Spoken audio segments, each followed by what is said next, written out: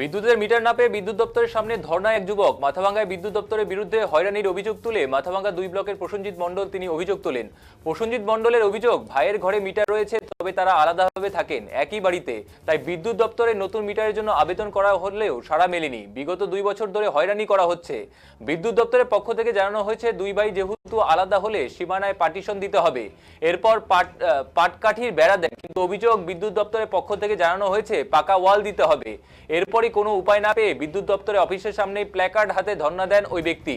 যুবকের দাবি, আর্থিক অবস্থা ভালো নয়, তার পক্ষে পাকা ওয়াল দেওয়া সম্ভব নয়। মাথাভাঙ্গা বিদ্যুৎ দপ্তরের পক্ষ থেকে জানানো হয়েছে পার্টিশন থাকলে ওই ব্যক্তিকে বিদ্যুৎ দপ্তরের মিটার দেওয়া হবে।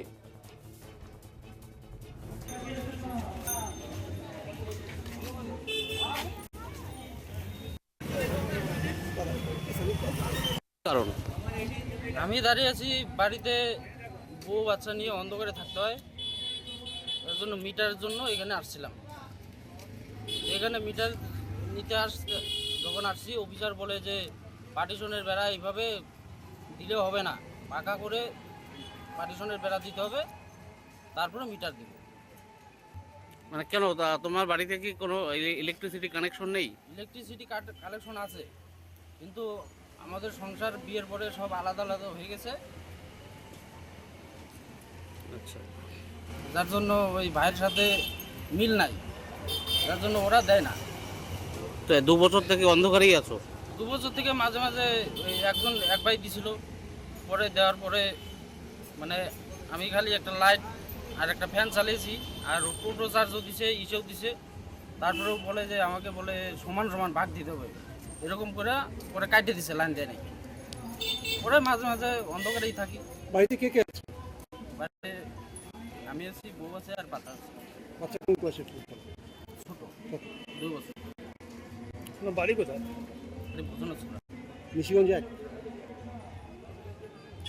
তো এই যে কারেন্টের সমস্যার কথা বলছেন, এই বিষয়টা অফিসারদের জানিয়েছেন? অফিসারদের জানিয়েছি, 2 বছর থেকে আমি এর আগেও একবার অ্যাপ্লাই করেছিলাম, ঠিক আছে, কিন্তু ওখান থেকে তখন বলে আমার তো নিজের জমির মানে কাগজ নাই, বাবার নামে দাদার নামে আছে, আমার নামে নাই।